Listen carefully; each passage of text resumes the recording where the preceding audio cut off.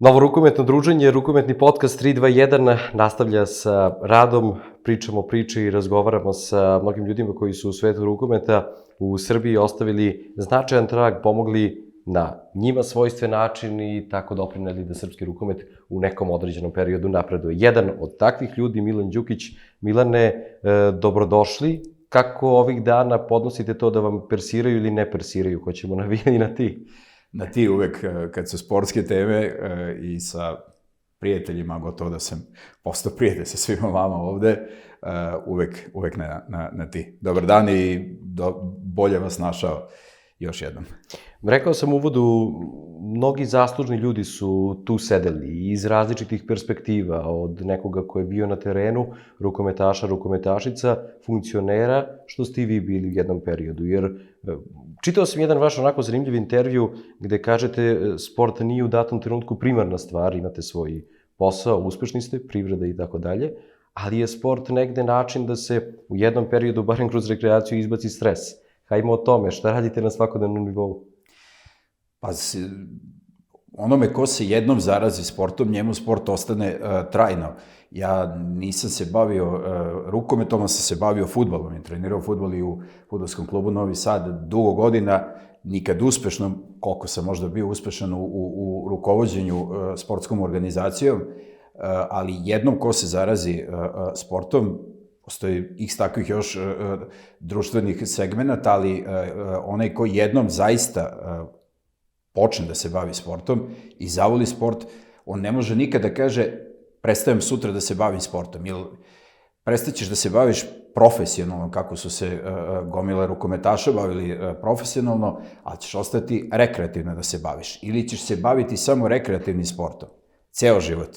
Dakle, jedan segment sporta je rekreativni sport koji je prilično zanemaren, pa čak i u preduzeću u kome radim smo oformili 2003. godine sportski klub za rekreativno bavljanje sporta. I niste želeli mnogo puta da govorite kakvi su bili uspesi? Pa, pa evo, sada će ispasti da smo i tu imali uspeh, ali imali smo zaista, to su proverljive stvari. Dakle, to je preduzeće Srbije gas koje je deo naftne i gasne privrede Srbije, tu je i NIS, Gazprom Njeft i tako dalje. Dakle, na velikim tim igrama gde su sve naftne i gasne kompanije, NIS, Srbija gas i tako dalje, Jugopetrol, nekadašnji, kasnije Lukoil i gomila sistema iz energetskog sektora, Banatski dvor i tako dalje, dakle, na tim jednim velikim igrama, gde su pobednici tih igara, ne znam, išli u Soči na veliko takmičenje Gazproma, je Srbija gas i taj sportski klub osvojio taj neki pehar i tu onda vidite gomilu sportista, bivših odbojkaša, bivših košarkaša, bivših fudbalera, rukometaša, koji se nađu na jednom mestu i da su po završetku karijere prešli da se bave nekim drugim stvarima, počeli da rade u privredi. Jelena Erić je sada, na primjer, koliko znam, takođe nakon uspešne karijere se zaposlila u svojoj struci i radi. Dakle, to su odlične stvari. I onda, sa digresija, ali odlična priča, pošto su organizatori tih igara bili Gazprom i to Gazprom moskovski, odnosno Sankt Petersburg, ekipa koja je došla tu, onda ste videli bivšeg profesionalnog fudbalera, sudiju sa Fifinim grbom koji su došli na te igre, koji su faktički ponikli iz Gazproma i onako je dugačka priča kada su nam objašnjavali šta sve sport Gazpromu znači i koliko ulažu u to, koliko su njihovi stručnici za HR, Human Resource, prisutni na tim takmičenjima i da su pronalazeći decu radnika na sportskim igrama, klinici koji dolaze, ih usmeravali da ili studiraju i dobijaju stipendije za studije ili da se bave sportom i onda kada je taj predsjednik sportske grupe Gazproma nam rekao mi iz takvog jednog segmenta gde naš HR je zadužen za takve stvari da prati, imamo 3 olimpijske medalje. I gomilu ljudi koji su iškolovani sa stipendijama, ali 3 olimpijske medalje, jer smo prepoznali nekoga sa 15 godina da je vrhunski sportista i potencijal i da to treba da ide negde. Tako da, evo, mala digresija, ali onaj ko jednom počne da se bavi sportom i ko zavoli sport, onda mu sport postane deo života i to dalje profesionalni, dalje rekreativni, da li pratiš sport i voliš sport, ideš da gledaš, da li se time baviš u firmi ili u rukometnom klubu ili u fudbalskom klubu ili kako god, ali onaj ko jednom uđe u to, teško izlazi iz svega toga. Da, nedavno je baš bilo, mislim, prošle godine kada je Gazprom u Sankt Peterburgu organizovao poslednju svoju manifestaciju i bilo je jedan kolega sa televizije bio i izveštavao sa tog događaja. Mislim da je rekao u jednom trenutku da je bilo preko 1200 ljudi na datom mestu, datom trenutku, kao učesnika same manifestacije iz različitih grana, sportskih i tako dalje i tako dalje. Još veći događaj u Sočiju, zato što se njihove igre Gazproma sa svih kompanija, dakle Gazprom, Njeft Srbija, Gazprom Germanija, dakle imaju gomilu tih svojih preduzeća, dakle centralne igre su u Sočiju i svi pobednici tih igara, kao ove što sam rekao na kojima je Srbijagas timski triumfovao, dakle svi pobednici faktički se nalaze u Sočiju i tu se održavaju igre te, a paralelno sa tim deca zaposlenih u Gazpromu. Tu oni pronalaze klinice koji će u buduće školovati ili u buduće ih usmeravati u sport sa ogromnim stipendijama da postanu profesionalni sportisti. I to je jedan segment onako, kada je privatizovan, svi su očekivali, to je kraj tih sportskih igara, a onda smo videli da je došao Gazprom koji je rekao ne, ovo ide na 5 lestvica na gore i sa ulaganjima i sa opremom i sa svim mogućim, ali su novi segmenti toga, nema alkohola, nema pušenja na tribinama, nema noćnih provoda, sve ono što je negde bio sastavni deo možda pre toga, ali je sport podignut na vrhunski nivo, dovedene su profesionalne sudije za sve sportove, tako da je to onako prilično dobro izgledalo. Bilo je zanimljivo finale u fudbalu koji sudije Fudbalskog saveza Srbije, koji su delegirani da sude, poslati od strane Fudbalskog saveza Srbije, koji to potpuno neutralno sude, sa grbom Fudbalskog saveza Srbije ili UEFA, FIFA, već kako god. Malo smo otišli od date teme, ali nije loše ovako pričati i protesti neke stvari, da. Znači, taj Soči je Rusima, koliko znam, olimpijski centar, zapravo za pripremu njihovih olimpijaca. Ali da se vratimo na ono negde u biti što jeste suština. Zašto rukomet u tim godinama kada ste imali već prostora da uz privredu radite i o fudbalu, s obzirom na to da ste u jednom trenutku bili, ako dobro znam, čovek koji radi u jednom fudbalskom klubu, ne samo igrao? Ne samo igrao, i bio i u upravnom odboru i u skupštini Fudbalskog kluba Vojvodine i tako dalje. Prilično je čudna priča i ja ću ispričati zato što je to autentična.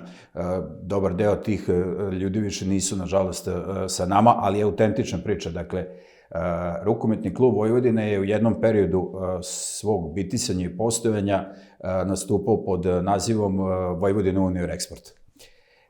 I to je uvek jedan segment koji sam ja često ponavljao i ponavljam, i danas bi mogao da ga ponovim, da je ta razlika između vrha i dna i neba i zemlje u Srbiji prilično, koliko god to ljudima delovalo da je to veliko, prilično je to tanko i Vojvodina iz tih godina je primer toga. Dakle, od duple krune za vreme pokojnog Bogdana Rodića do godine 2007. I gotovo ispadanja iz Super lige je prošlo samo godinu i po dana. Dakle, godinu i po dana, dupla kruna i ispadanje iz lige. U tom momentu je rukometna i sportska javnost u Novom Sadu, podsjetit ću, to je period u kome Maja Gojković, sadašnji predsjednik vlade Vojvodine, gradonačelnik Novog Sada, dakle, rukometna javnost se pokrenula i tražio se način da se nekada osvajač duple krune spasi od ispadanja iz lige. I faktički su se obratili Srbijagasu, rečeno je dajte pronađite ljude koji bi preuzeli klub, vodili klub i koji bi pomogla privreda Novog Sada i otprilike u tom nekom segmentu pokojni Boško Barišić, veliki zaljubljenik u rukomet i čovjek iz Jugovića, iz Kaća, Vojvodine, raznih segmenata rukometa, je faktički oformio krug ljudi koji su preuzeli Vojvodinu 2007. godine i evo do 2025. godine manje ili više rukovodstvo je isto, isti su ciljevi, isti su zadaci, menjaju se ljudi koji treba da se menjaju se treneri, promenjen je predsjednik, ali je ta neka formacija ostala od početka do kraja tu i to je, ako je ono primjer kako može vrlo brzo da se sa neba padne na zemlju, onda je ovo primjer da može sa zemlje da se popne negde na velike visine, ali da je za to potrebno 15, sada već skoro 18 godina. Koji je to dati problem sa kojim se suočavate, odnosno sa kim prvo razgovarate pre da ulazite u klub? Gradonačelnik Novog Sada, tadašnje rukovodstvo rukometnog kluba Vojvodine, opet sad pokojni Stevo Popov, otac od Steve Popova Pivota, kasnije u našem timu, dakle čuveni Steva Popov pilot, dakle je bio predsjednik i oni su ljudi došli i rekli su, ok, mi ćemo pomoći da preuzmete klub. Sada kada bi naveo da u tom momentu sadašnji ili bivši igrači, pola tima nam nedostaje, znači, ne znam, Ljubo Jovanović, Vlada Mandić su još uvijek u timu, Miša Radišić, Bane Radišić, opet pokojni, nažalost, su u timu, ali jednostavno klub ima 3 čoveka, pola tima i jednu garnituru dresova i to je klub.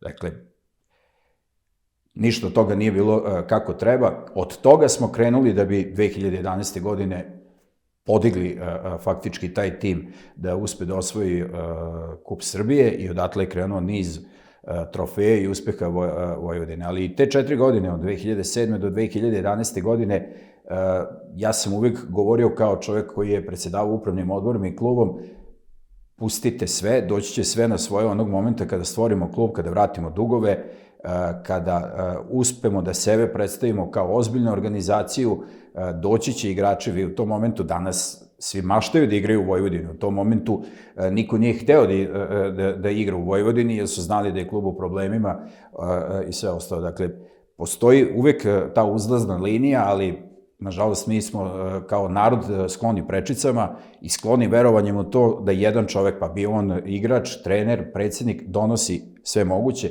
Ne donosi tim ljudi, donosi dug period u kome se stvara ambijent, uslovi za ono što su projektovani ciljevi, pa bio je to titula ili evropska titula Vojvodine. Da je neko 2007. godine rekao da će Vojvodina 2023. 4. godine u sezoni osvojiti evropsku titulu, ljudi bi rekli ili da će imati 10 u nizu. Postoji bolji snovi, postoji bolji crtani filmovi, ali to je tako. Ja kada sam na Skupštini rekao vratit ćemo klub na pravu stazu i vidjet ćete da će ovaj klub jednog dana biti šampion, naši skupštinari su se smejali, rekli, dobro, dečko, sve okej, dajte da za početak ne ispadnemo iz Super lige, ali okej, kada imaš snove i veruješ u njih i stvaraš ambijent i ljude da to ostvaruju, onda to nije neostvarivo. Koji je bio put kratkoročnog oporavka? Jer ući u klub koji se bori za opstanak nije lako, odnosno nije lako funkcionisati u datim okolnostima gde imate osnovnu stvar, osnovni zadatak da ne igrate naredne sezone drugi rang takmičenja, a verovatno nešto što je vama bitnije je finansijski da stabilizujete ekipu. To je uvek priča o tome, to je priča kao devojke koje žele da se udaju, uvek traže ono spisak lepih želja, šta žele. Naravno da sam ja tada mogu da kažem, pa čekaj, što u Vojvodinu, što ne bi ja otišao u neki klub koji je šampion ili ne znam, kada slušam kolege iz posla, kako ja nisam počeo da radim za ovo ili za ono preduzeće, sve to okej. Samo tu ima neki svoj početak i razvojni put. Počinje se od pripravnika pa se dolazi do nekog rukovodećeg mesta. Dakle, i ljudi koji sada prestaju da igraju rukomet, oni bi sad svi da igraju u Vojvodini ili u Partizanu.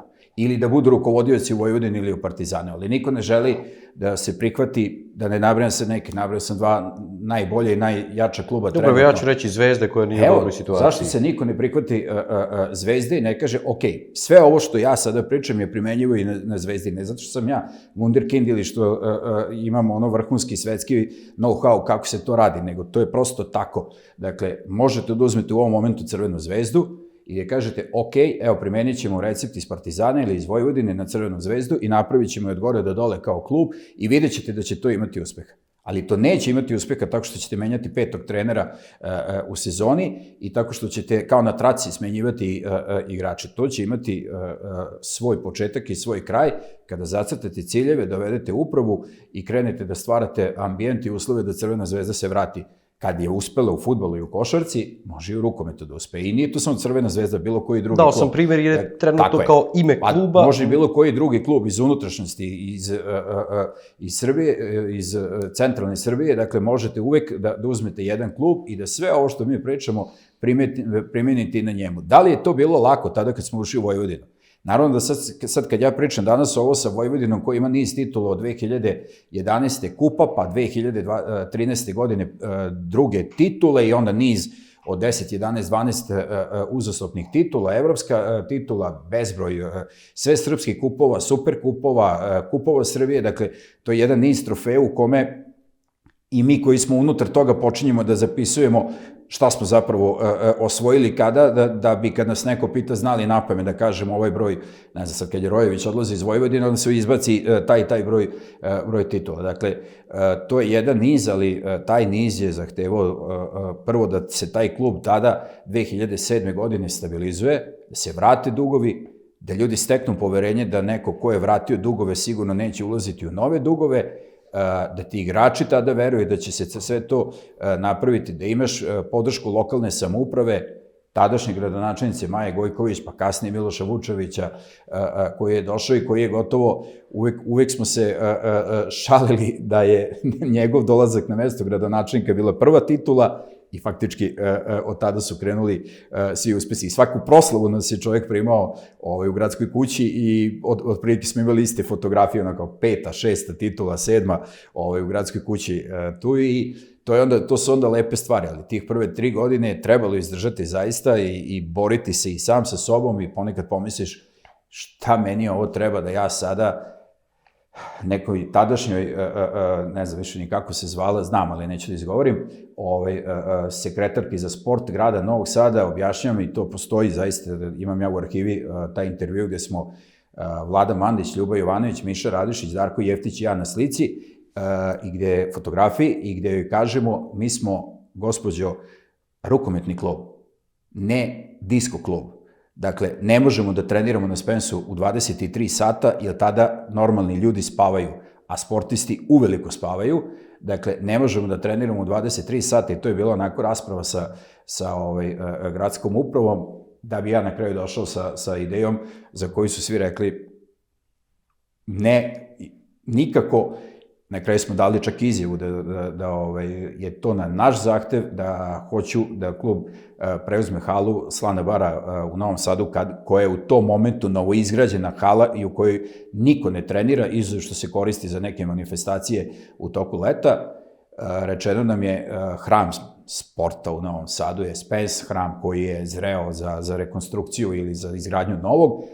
Prešli smo u halu na Slanu bara i odatle je faktički krenuo taj niz i pričao sam o tome da imati svoju halu, sve selekcije na jednom mestu, uvid sportskog sektora od prvog i profesionalnog tima do škole rukometa je nemerljiva stvar i to je uslov svega. Da to nije tako, ne bi PIK Seged imao svoju halu i Vesprem imao svoju halu, nego bi trenirali u nekim zajedničkim objektima. Kakva je bila situacija da se u tom trenutku kada ste ušli u klub mlađim kategorijama? Nikako. Koje u tom uvek predstavljaju okosnicu da bi jedan klub funkcionisao? Nikako, klub je bio tim. Dakle, ja sam to tada govorio, klub je bio tim i u mojoj selekciji raspodele šta je klub, postoje timovi i postoje klubovi. Postoji hibridna stvar, a to je stvoriti tim i postoji imati klub.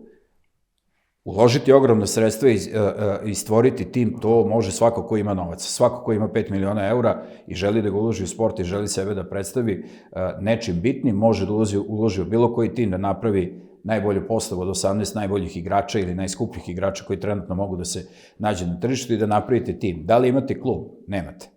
Da li možete klub da napravite u jednoj sezoni? Ne možete.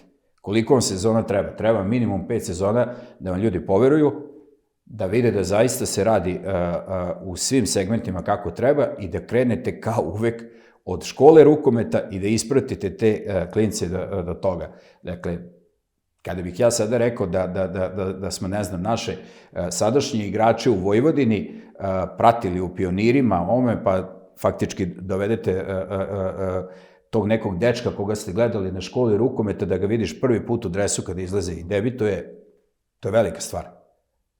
Velika, zaista, svako ko se bavi sportom... I Boris Rojević je radio kao trener mlađe kategorije. Boris Rojević je doveden na mesto u prvi tim iz mlađih kategorija i zahvaljujući uspesima iz mlađih kategorija. Dakle, to je bila jedna prekretnica onako i lagao bih kada bih rekao da je bilo ko od nas bio siguran da će Boris Strojević nastaviti taj niz, šta više, on to zna i ja to znam i Darko Jeftić koji je aktiv toga znaju da smo mu rekli ujutru kada je imenovan, a imenovan je, koliko se ja sećam, u 7:20 ujutru na telefonskoj sednici, odnosno email sednici upravnog odbora, nakon izgubljenog kupa u Novom Sadu i neizlaska tadašnjeg trenera iz protesta na dodelu medalja. To je bila stvar preko koje ja, kao tadašnji predsjednik kluba, nisam hteo da pređem, rekao sam kogod je trener. Neizlazak i neprimanje srebrne medalje Rukometnog saveza Srbije na kupu je stvar koja se meri trenutnim otkazom i u 7 ujutru sam zakazao sednicu i rekao ne budemo li smenili trenera, ja ću napustiti klub, jer ovo je stvar preko koje neću da pređem. I kad smo smenili trenera, onda su rekli, koga? I onda je sad taj drugi deo u kome ostaneš sam sa sobom kao sve u redu, sad sam izgurao ovo, koga ćemo sad za trenere? Ja sam rekao, nema problema, postavit ćemo Rojevića. Novinari su se smejali, ja imam i dan danas te mailove da mi kažu, ti bre normalan, imate klub koji je šampion, dovodite trenera za koga niko ne zna. U tom momentu zaista niko ne zna ko je Boris Rojević. Boris Rojević nije bio neki vrhunski igrač. Dobro, znamo mi koji smo igrali u mlađim kategorijama tada na prvenstvu. Tako je, ali sad da kažete da je Boris Rojević bio reprezentativac ili učesnik svetskog evropskog prvenstva, ne, nije. Dakle, bio je prosečno dobar igrač, ali očigledno smo još u mlađim kategorijama prepoznali. Ja sam ga nazvao i rekao sam mu, postaćeš trener prve ekipe, šef stručnog štaba, dajemo ti odrešene ruke i što se mene tiče, stvaraj tim za 2 godine koji će biti šampion države. Sve drugo je njegov rad, zaista, njegov rad, njegova energija koju je uneo i uspeo je već te godine da odbranimo titulu i nadalje je to sve već njegova priča i priča Vojvodine. Ali da se vratimo na onaj period, pomenuli ste taj oporavak, proces 2007-2010, odnosno 11. sezona, 10. 11. jer tako kalendarski ređemo. Taj osvojen kup, da li ste posle njega videli tek tada ubiranje plodova nekog rada koji je postavila Skupština i struktura upravnog odbora na čelu sa igračima, trenerima koji su u prvoj liniji fronta, jel? Ja s vremena na vreme odgledam tu utakmicu finala kupa 2011. godine i uvek je odgledam i uvek imam utisak da Vojvodina neće pobediti na kraju. Zato što ja i dan danas ne znam kojom energijom i kojim čarobnim štapićem je Vojvodina sa duplo slabijim timom, poluprofesionalnim timom u tom momentu. Bane Radišić, pokojni, igra i radi. Miša Radišić igra i radi. Miša Barišić igra i radi paralelno. Dakle, tadašnji trener je rekao, ljudi, ovo se sad desilo, nikad se više neće desiti, ovo nije profesionalna ekipa, ovo je poluprofesionalna ekipa, ovi ljudi provode u kancelariji 4 ili 8 sati dnevno, a onda dolaze da treniraju i mi sa takvom ekipom smo uspeli da osvojimo Kup Srbije na jednu ogromnu energiju, ogromno zajedništvo, ogromno ulaganje i kasnije kada je Ćirković bio trener, onda sam uvek pokupio od njega tu rečenicu Kup Srbije je vikend takmičenje i Kup Srbije je uvek iznenađenje i svaki kup je uvek iznenađenje i ne znam, FA kup u Engleskoj donosi neviđene iznenađenja i zanimljive za praćenje iz tih razloga. Dakle, mi smo pobedili, tog momenta kada smo osvojili Kup Srbije, ja sam tada bio siguran i tada sam mi rekao osvojit ćemo titul. Pre ili kasnije. I tada je se krenulo da se stvara ekipa, tada smo već imali mlađe kategorije, imali smo faktički sve i bili su stvoreni preduslovi da jednog dana Vojvodina zaista se vrati u kolosek i da osvoji titulu i tim koji je osvojio 2013. godine je bio projektovan tim za osvajanje titula. I u tu sezonu smo ušli sa neskrivenim namerama i rekli smo da, naš cilj je da idemo na titulu i da je osvojimo, uložit ćemo sve moguće i klub je faktički došao i ponovo u zaduživanje da bi ispratili igrački kadar, to je sad tad već bio profesionalni klub, profesionalni trener, sve ozbiljno i faktički to je to. Trenutni trener Partizana Đorđe Ćirković tada je bio na čelu ekipe, vi kao predsjednik upravnog odbora, odnosno samog kluba i ispravite me ako rešim Darko Jeftić u ulozi direktor. I sad ono što je interesantno, generacijski ste, ispravite me, kažem ako grešim, blizu. U 2 godine. Je li to bio neki način i osnov da birate saradnike koji su, možda sada zvuči to onako laički, ali sličnih godina i zbog vizije, i zbog razumevanja, naravno uz to šta oni donose, jedan kao trener, drugi kao funkcioner. Pa mogu bih ja da vam nabrojim još 10 ljudi koji su generacijski bliski, ne znam, ali kada smo krenuli da stvaramo tim, bilo je tu i ljudi koji su stariji od nas, i pokojni Boško Barišić, i pokojni Sava, i sada to su već ljudi koji nažalost, prestaju da budu, ali to je prethodna generacija koja je bila tu. Faktički smo mi došli, u toj ekipi se tada formiralo, svi smo bili ili generacijski bliski, ili mentalno, a najbolje jedno i drugo sa istim ciljem. Dakle, ne samo Darko Jeftić, Đorđe Ćirković, ja, ne znam, i komesar za bezbednost tadašnji i današnji Đorđe Sokić, Vitomir Vučković. Dakle, svi smo negde od 72. do 74. godišti. Napravljena je zaista ekipa ljudi koji se generacijski razume, ciljno razume, i koja je opredelila sebe kao svoj društveni ili sportski uspeh da to projektuju kroz Vojvodinu. I to je neki recept, ako ga postoji, ako postoji zapravo recept, ako bi trebao da ga kažem, i kad me pitaju šta je tajna uspeha Vojvodina, ono ja kažem, nije nikakva tajna. Evo, to je ovo što ja uporno pričam i što sam pričao i 2016. godine kad sam bio kandidat za predsjednika Rukometnog saveza Srbije. Identični plan je bio kao i za Vojvodinu. To ćemo postaviti na jedne zdrave osnove. Nažalost, u tim pravljenjima zdravih osnova uvijek ima ljudi koji prosto se ne uklapaju u to, kao što se mi možda sutra ili preksutra nećemo uklapati u neke nove planove, neke nove uprave Vojvodine, kako god. Svako ko jednom dolazi na bilo koju poziciju mora da zna da kad tada odlaze sa te pozicije. Ne postoji ništa što je večno i niko se nije krunisao. Svi su zamenjivi. Svi su zamenjivi i niko se nije krunisao za bilo šta. Dakle, kruna ti obezbeđuje doživotno položaj ili funkciju, a ovo su izborne funkcije na kojima te rezultati rada ili način rada dovode, odvode, i ono što je najbitnije, svako mora da zna gde mu je neki kraj kada moraš da kažeš ok, neko drugi umesto mene. Rekli ste da je Vojvodina te sezone, i malo kada sam prelistao, podsjetio sam se, ambiciozno ušla u takmičenje. Koliko ste nailazili na, možda je grubo reći, osudu javnosti ili osudu saradnika ili ljudi koji su uključeni u rukomet na tako ambiciozne izjave, jer niste imali šampionski background, odnosno pozadinu koja vas je pratila, izuzev kupa 2011. Da se ne vraćamo na period kada ste došli u klub, mnogo je prošlo tada i te duple krune koje je Vojvodina pre toga poslednje osvojila. Pa, pored ovog, ne znam, znanja iz privrede ili znanja iz velikog sistema gde se naučiš kako se gradi nešto, moraš imati jedan stepen, ne bih mogao sada da izvučem pravi izraz, ali bi recimo bila kompilacija 3 izraza: bezobrazluka, odlučnosti, istrajnosti i spremnosti da rizikuješ i da se ne obazireš. Ja sam uvijek govorio, i jedna od najlepših rečenica koje se ja uvijek rukovodim u bilo čemu što radim, je rečenica, opet sad o čemu ja o pokojnim ljudima, pokojnim Steve Jobsa, gde je čovjek lepo rekao, ako želiš da napraviš odličan proizvod, neću baš iskoristiti pravi izraz, ali ajde recimo da kažemo, zanemarit ćemo, pravi izraz je malo drugačiji sa psovkom, dakle zanemari fokus grupe. Jer ti one nikad ne daju jasnu sliku o tome šta bi trebao da bude tvoj cilj, oni ti daju sliku o preseku stanja. Ali onaj ko ima cilj i želi nešto, to nećeš naći u fokus grupama, naći ćeš ili, ne znam, bilo kojim drugim javnosti, kako si rekao. Dakle, mi smo znali šta je cilj i rekao sam, Skupština nam se smejala kad smo rekli bit ćemo šampioni. Kad smo postali šampioni, onda su rekli kako si znao. Ja sam rekao, ne, nisam znao, znao sam šta želimo i nisam znao da li će to biti 12. 13. 15.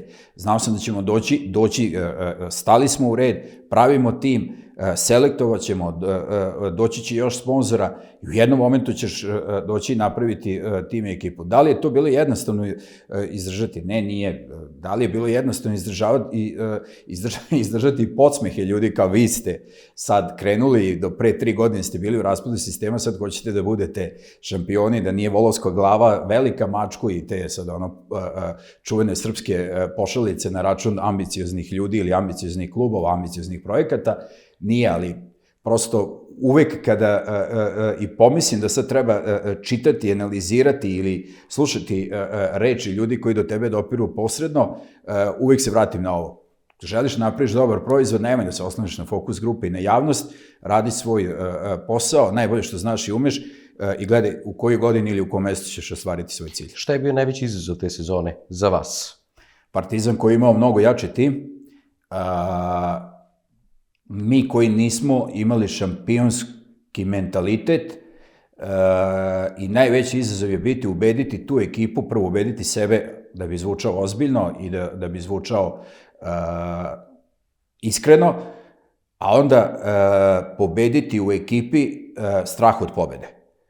To je bio najveći izazov i mislim da smo tada po prvi put angažovali psihologa, pa su nas se smijali, rekli su, vi imate rukometnu ekipu, pričamo o 13. dakle 2025. je to normalno, dakle, ili imate ljude sa kojima treba da pričaju psiholozi. Pričaju su psiholozi i mi smo cijele te sezone radili na tome da ta ekipa izgubi strah od pobede. Taj strah od pobede je, neću sad reći ništa što nije poznato, ali je nepoznato onome ko nije šampion ili nema šampionske ambicije. To je valjda jedan od najvećih strahova koji postoji, najvećih prepreka za osvajanje bilo čega. I naše reprezentacije... Ne mislite da ga imamo svi na dnevnom nivou? Imamo ga. I on sputava gomilu ljudi da ostvari svoje ambicije u bilo čemu, u poslu, u ljubavi, u braku. Svako ima taj strah i kreće od te rečenice, a ko sam ja da ja to uradim? Ali onog momenta kada kažete, ok, ajde da probam, pa možda nisam zaista, ako vidim da nisam, sad ispada da ja sve što sam uzad radim je uspešno. Mogu bi ja navedenim još 5 stvari gde sam vidio da ja nisam za to i super. Ja bi, recimo, jako volio da znam da pevam, ali ne znam. Pa zato ne pevam i nikad ne pokušavam da pevam, a voleo bi jako da to znam, ali ne znam. Postoje ljudi koji mnogo bolje rade to od mene i ne pokušavam i ne idem u školu za pevanje i ne maltretiram ljude na proslavama da znam da pevam, jer ne znam da pevam. Tako isto, znači, i ovde je to tako. Dakle, onog momenta kada je ta ekipa prebrodila strah od poraza, strah od pobede i kada je shvatila da može, ja sam znao da ćemo to izgurati do kraja. Da li sam bio siguran? Nisam. Da li sam vidovit? Nisam. Da li sam mogao da znam da će utakmica u Novom Sadu poslednja na gol razliku odlučivati o šampionu države? To je bila dramatična utakmica koju i dan danas kada pogledate, to je, ako se dobro sećam, nama je trebala pobeda nad Partizanom od 3 gola prednosti. Gotovo da sam siguran da je tako zbog prethodne utakmice, izjednačen broj bodova i faktički utakmice u Novom Sadu i gol razlika je odlučila šampiona države. Taj Partizan je istorijski bitan jer je vođen mladim trenerom, Partizan koji imao iskustva igranja u Ligi šampiona, ispostavit će se iz te generacije Partizana došle nekoliko ili igrao sadašnjih čak reprezentativaca koji su tu. Kada ste, a verujem da jeste razgovarali i sa Ćirkovićem, sa ekipom, pred tu utakmicu koja je bila kruna sezone, šta je bio vaš zaključak? Da li je bio možda i strah ili ste imali dozu sigurnosti kada ste vidjeli kako izgleda ekipa pre te utakmice? Ja sam imao, apsolutno, sam bio siguran da ćemo mi pobediti i osvojiti titulu. Samo sam imao strah od toga da nas u tome ne spreče ove stvari koje ne bi bile rukometne. I jedini moj strah je bio to i insistirao sam i u Rukometnom savezu Srbije i u sudijskoj organizaciji i moram da priznam zaista da je tada, ne znam da li je to kasnije bila praksa na takvim odlučujućim utakmicama, je zaista održan sastanak na kome je rečeno niko sem aktera na terenu ne može da odlučuje o ovome. Ovo su dve ozbiljne ekipe, Vojvodina koja u nizu godina pokazuje ambiciju, Partizan koji apsolutno u tom momentu ima, mogli bi i danas da izvučemo reprezentativce iz te ekipe. Dakle, nemojte da odlučuje bilo ko, ne smiju sudije da odlučuju, ne smije bilo ko i to je zaista odigrana utakmica u potpuno, i to bi trebalo da bude obrazac kada takve utakmice budemo imali na nedeljnom nivou i kada takva tenzija bude. Ta utakmica je bila takvog značaja za sportsku javnost u Novom Sadu da je 2000 ljudi, iako smo pustili i 300-400 gledalaca preko onoga što je policija dozvolila, dakle, prošlo je mnogo vremena, mogu da Može da se pričam o priča, tome. da. Tako je, 2000 ljudi je ostalo napolju. Iako je bio direktan prenos na televiziji Vojvodine i sve, ali evo, uvek želim da imamo takvu utakmicu i u Šapcu, i u Kragujevcu, i u Beogradu, i u Pančevu, i u Novom Sadu, i u Zrenjaninu, i u Kikindi. Da imate takvu utakmicu u kojoj će 2000 ljudi ostati napolje. Sledeći put se kupuju karte unapred. Ali teško nam je da dođemo, da imamo takve klubove koji će donositi takvu tenziju, takvu neizvesnost i u tim utakmicama se rađaju veliki igrači. Neće se roditi veliki igrač u maloj sredini, na malim utakmicama, u takvoj ekipi, u takvoj faktički utakmici vi prepoznate i ko je lider i ko je neko kome se ruka ne skuplja na takvoj utakmici, kome šut nije više iz ramena nego iz lakta i gde se skratilo vidno polje, ko nosi, ko ne nosi takvu priču. Dakle, pritom moram da priznam da je zaista i Ćirković, koji je inače smiren čovjek i smiren trener i veliki poznavalac sporta, rukometa kao segmenta, ali i sporta, koji je tada magistrirao, a kasnije doktorirao na Fakultetu za fizičku kulturu ili DIF-u, unosio dozu spokoja, on je to po prvi put izbacivao statističke podatke nama i rekao, mi ćemo ovo pobediti izuzev ako ne bude nekog uticaja sa strane. I faktički borili smo se da ne bude tog uticaja sa strane i to je zaista bio ta utakmica i to finale kupa, te dve utakmice, obe su se odigrale u hali Slana Bara, su bili početak nekog niza uspeha Vojvodine. Sve dalje je bila nadogradnja na ovo što sam rekao. Sad, ono što mi je jako zanimljivo kao tema, pre toga je Partizan igrao Ligu šampiona, ali neslavno. Ne zbog samog plasmana i rezultata, nego činjenica da nije mogao da igra u Beogradu. Da li ste već tada morali da razmišljate o vašim evropskim ambicijama i da ne ponovite neke greške koje je možda imao Partizan? Ako su bile greške do Partizana, sad opet da ne ja ne postavljam... Nisu bile greške do Partizana, greška je, evo i sada pratim raspodelu sredstava od EHF-a. Dakle, vi prosto i u ovom momentu imate taj problem da se pravi jedna slika u kojoj, kada vi gledate Ligu šampiona u rukometu, vi imate fantastičnu sliku, fantastične boje, HD kamere, raspored reklama na terenu, uvek savršen, tačno određeni ugao, znači ti njihovi menadžeri koji dolaze da pregledaju halu, kaznićemo vas ako je, i sve to super. Sve slika koja ide iz svih dvorana gde se igraju Lige šampiona su odlične.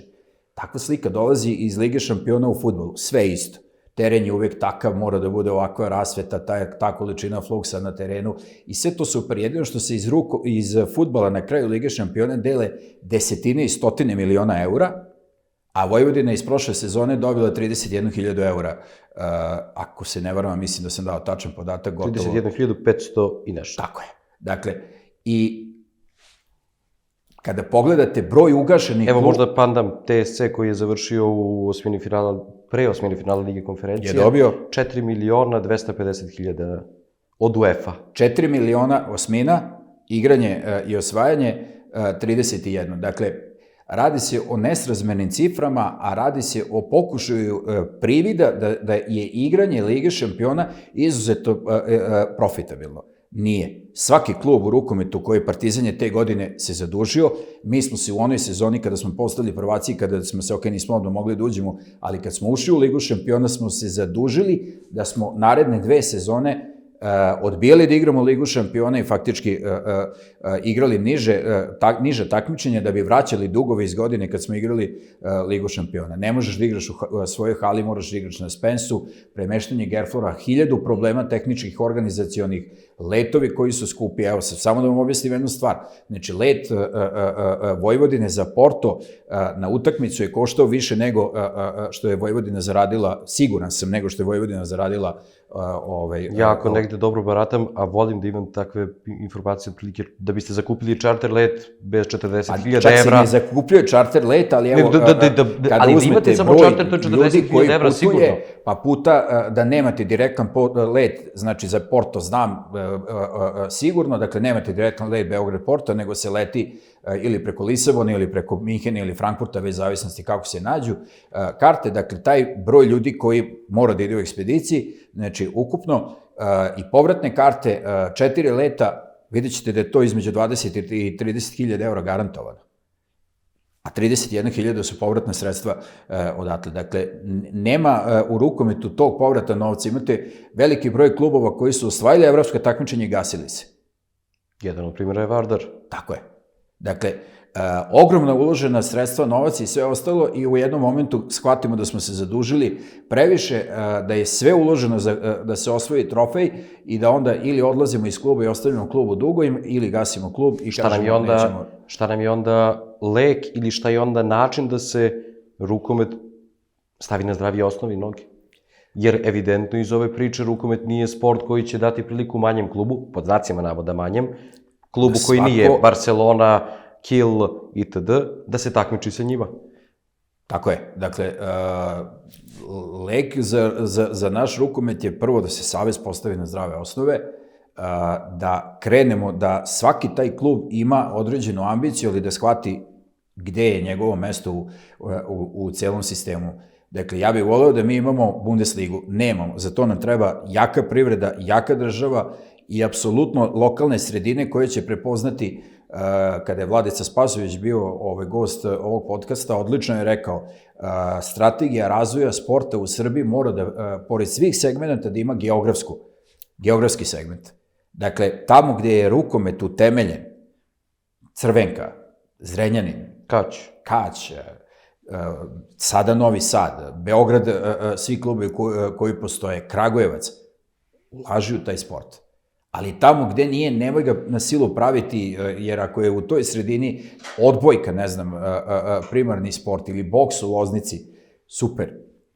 Daj onda da se tamo to uloži i da odatle imamo neke dobre efekte. Tako da, kada se napravi dobra krovna organizacija, kada budemo imali klubovi koji imaju ambicije, kada lokalna sredina i lokalna privreda prepozna da je možda skup sport, fudbal, govorim zaista iskreno iz privrede, dakle jedna stvar su ulaganje u fudbal i u košarku, da dođete do vrhunskog nivoa, potpuno drugi, evo pričamo o novcu, pa potpuno drugi segmenti uložiti u, ne znam, vaterpolo, odbojku ili u rukomet. I ne mora svaki grad ili manja sredina da ima fudbalski klub.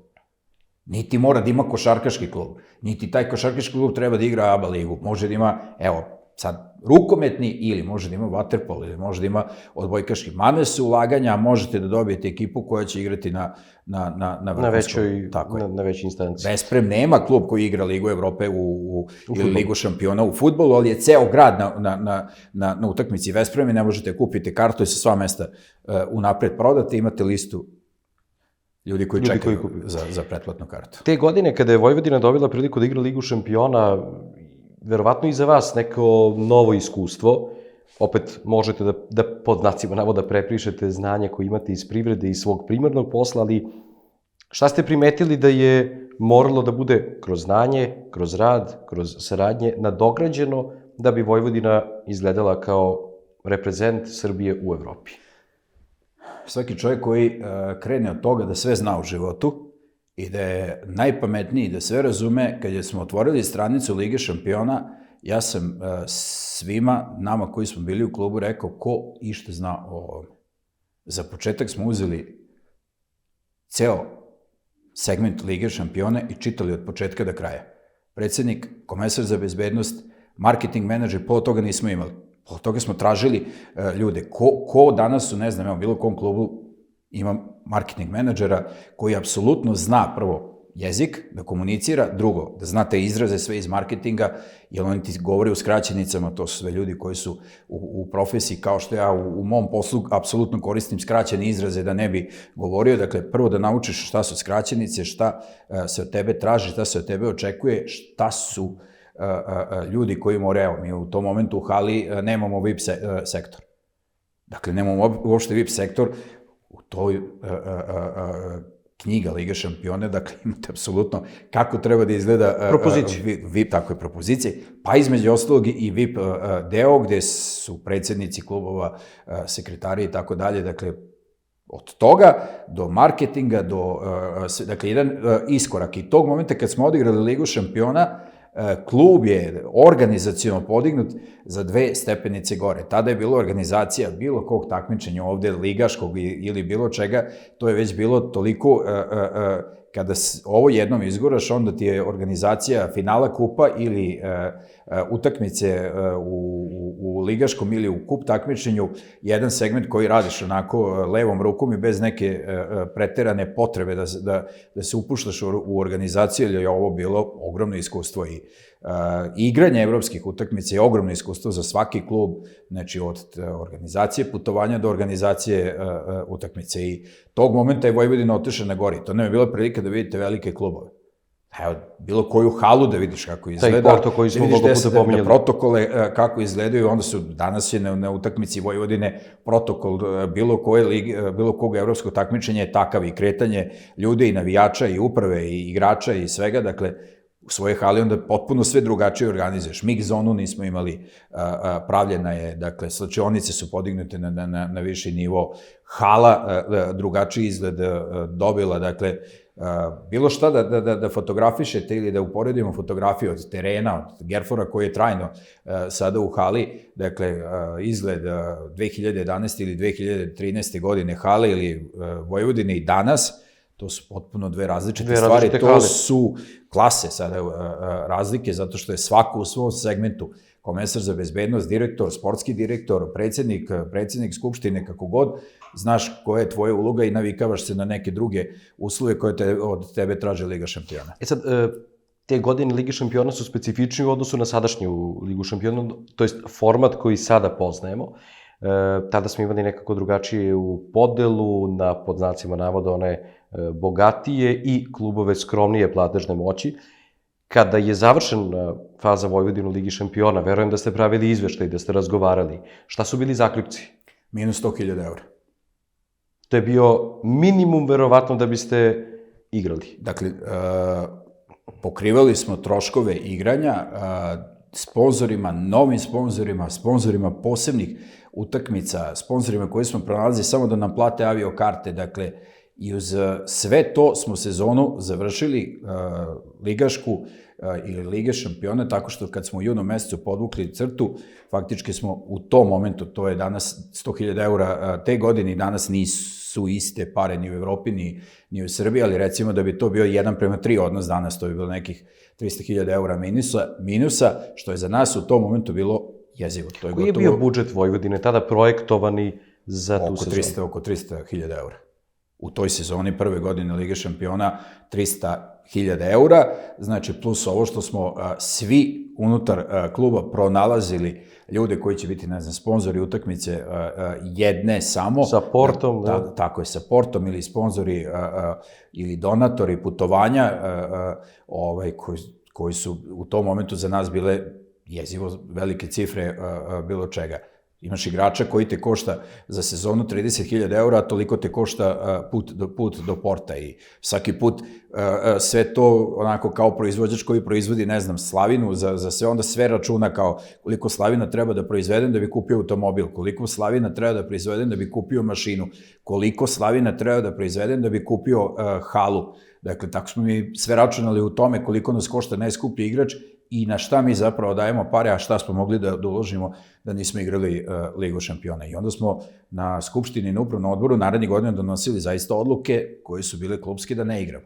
Zato što nemaš novac, ne možeš ni od karata, ni od bilo čega da to obezbediš i onda praviš adekvatnu i normalnu odluku da se ne zadužuješ samo da bi... Verujem da ste znali da sledi kritika i osuda mnogih javnosti prvo. Ja sam to preuzimao i Darko Jeftić i ja smo to preuzimali na sebe i govorili smo, mi smo predlagali te odluke i stojimo za toga, tako možete naći 1000 tih intervjua da smo rekli to su naše odluke, znamo zašto je to tako, nije to ni bes, ni inat, ni bilo šta, to je razumna i racionalna odluka, nećemo da zadužujemo klub da igramo neki format u kome nikakav efekat novčani ne možemo da dobijemo, grad, ni bilo ko ne prepoznaje u tom momentu, ni sportska javnost, da je to nešto što je na vrhunskom nivou, igraš sa klubima koji su mnogo jači od tebe, verovatnoća ili mogućnost da pobediš je nikakva i onda jednostavno to je sada kao da praviš sajam ili vašar u kome će učestvovati nas 20 koji smo u organizaciji, to baš Nije isplativo. nije isplativo i ljudi koji to gledaju sa strane kažu šta radite. Da li se sećate neke anegdote ili možda zanimljive priče iz tog perioda Lige šampiona? Sećam se najzanimljivije priče koju i danas kada pričamo nekome deluje, a pošto internet je neizmeran onaj format u kome možete pronađete sve, dakle kada upišete RK Vojvodina otmica aviona, izlazi vam, tada sam prvi put u životu vidio što znači medijski spin. Dakle, u povratku sa utakmice iz Porta, gde smo otprilike prošli kao i sad što je Vojvodina prošla sa Portom na gostovanju. Mislim da je bilo tačno 9. Pa 9 ili 10, evo, a mislim da je baš 9 bilo. Dakle, na povratku smo leteli za Frankfurt i u Frankfurtu smo leteli Frankfurt-Beograd. Dakle, desila se situacija koju ja i tada nisam uspio da objasnim, evo sada ću reći šta se zaista desilo. Dakle, čovek je ušao u avion, kasnije smo saznali, prvo američki državljani, još na ulazku u avion sam ja i ljudi koji su sad tu bili okolo, primetili smo da je čovek ili popio ili da ima neke psihičke probleme, ali okej, prosto ne obazireš se na to.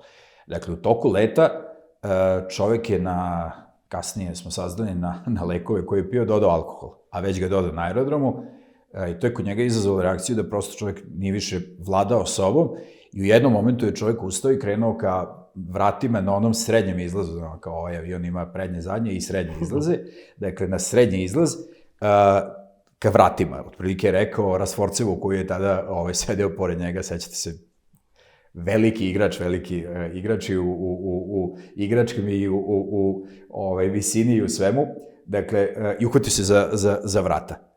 I sad Rastvorcevi, Mikša koji je sedeo pored njega, su ga uhvatili i rekli, gde ćeš čoveče, sedi ovde, i javim da se nešto dešava, 3 reda sediš ti ispred mene, pogledam i znam te reakcije tima kada je neko od igrača ugrožen, samo nam fali, smo 9 razlike izgubili, samo nam fali problem u avionu sa putnicima, pita šta se dešava, čovjek je ustao kao krenuo prema vratima i rekao, vidimo se, otišao sam ja.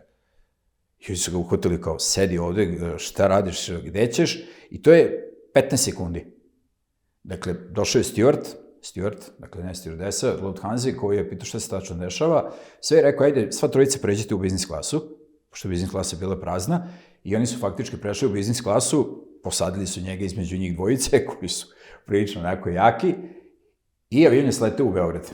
Prilikom sletanja aviona u Beograd, neko je od putnika fotografisao taj segment i taj moment kod srednjih izlaznih vrata u letu i napisao je sva sreća da su sa nama bili rukometaši Vojvodine, sprečili su otmicu aviona.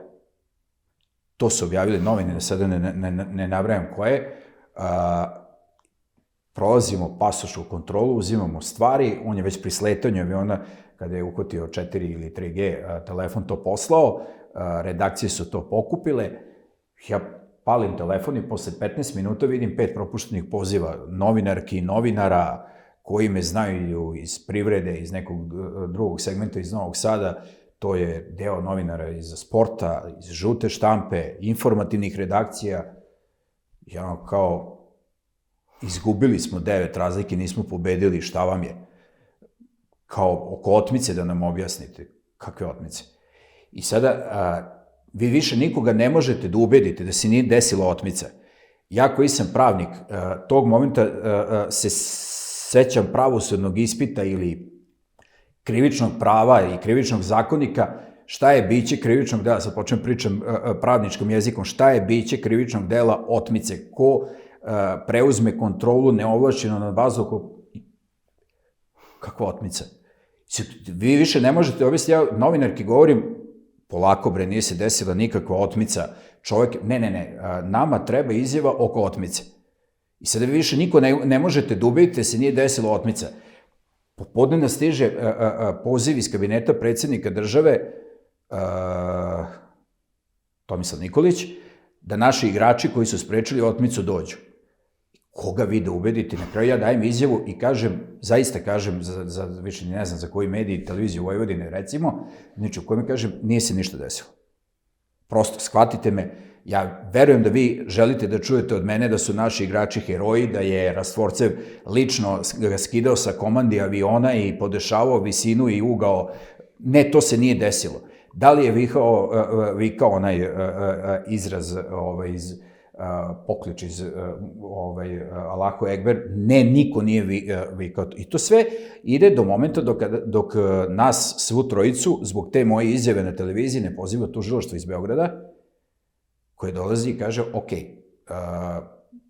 jedna stvar su medijski spinovi, čovjek je državljanin Sjedinjenih Američkih Država, FBI je uključen u sve ovo kao i sve što bi se eventualno desilo. Dakle, vi morate doći da razjasnimo stvari u krivičnom postupku, šta se tačno desilo u avionu. Jer ili se desilo to što je ovaj pustio u etar, redakcije preuzele od njega i on je dao neku tu suludu izjavu da je čovjek zaista to vikao, ili se to nije desilo. Ako se to desilo, to je nešto. Ako se nije desilo, onda imamo nekoga I to je nešto. I to je nešto, ali za ovoga ko je to pustio. Na kraju ja dolazim u tužilaštvo, žena me pita šta ste po struci, ja dajem izjavu, i ona kaže imate položen pravosudni ispit, imam, onda imate mogućnost da date izjavu pod zakletvom koja je malo viši stepen odgovornosti, jer zahteva da vi znate krivični postupak, da znate šta je davanje izjave pod zakletvom, da znate da tog momenta ako dajete lažnu izjavu ste automatski spakuli sebi krivično delo.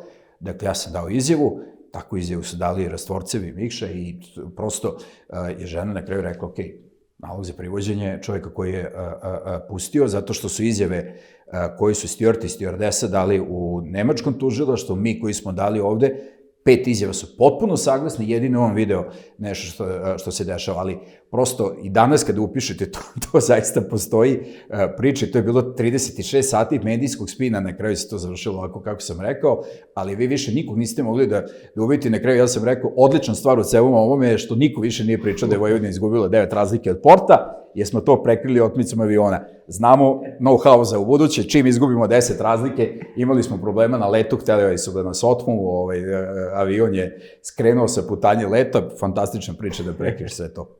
Možda ne za ovoga čovjeka koji se jedva spasao od svega toga, ali... Pa dobro, svako je odgovoran za svoje postupke na kraju dana. Tako je, ali na kraju čovjek je malo onako, sam sebe doveo u to stanje, mada ima taj pravni institut da akcionas liber in causa, da je dovođenje sebe u stanje alkoholom ili opojnim sredstvima te ne isključuje od ne abolirate od krivične odgovornosti, ali dobro, to je mora da zna. Sad, naredne 2 sezone Vojvodina ne igra Ligu šampiona, ali u kontinuitetu osvaja titule i tako je do danas. Vidjet ćemo ova sezona šta nosi, ali 10 i više... Biće neizvesno, znači ova sezona, kogod da misli da je Vojvodina izvesno šampion ili da je Partizan izvesno šampion, nijedno te dve ekipe neće odustati, to vam je 2013. godina, odlučivaće trenutni naboj jedne i druge ekipe i odlučivaće segmenti i mali delići svega. Ćirković prilično dobro zna Vojvodinu, Vojvodina i Matić znaju apsolutno s čim Partizan raspolaže, nema tu nikakvih tajni, ima samo to ko će spremniji psihički ući u ceo play-off, u taj format play-offa i ko će iskoristiti taj segment jedan, sve nesumljivo da je Partizan iskoristio u obe utakmice razne segmente koji su ga doveli do pobede, ali ok, play-off je faktički ispočetka. Zašto odlazak iz Vojvodine? Je li to taj završen ciklus? Pa nisam, prosto, ja jesam otišao iz Vojvodine, nisam otišao iz Vojvodine, sad ja sam dvojna ličnost i tu sam i nisam.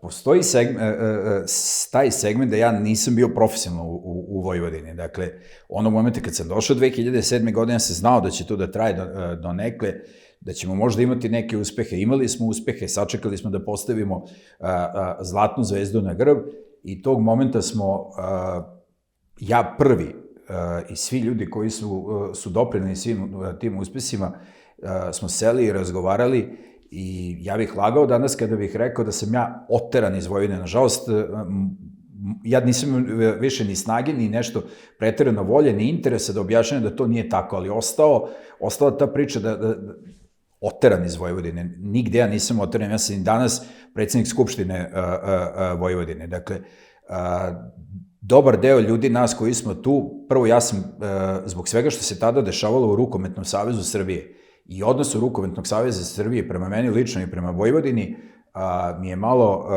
to prešlo granicu tolerancije koju sam iz godine u godine podizao, da mi to stvara probleme, da mi to stvara napetost, da mi to stvara tenziju i unutar porodice i svega.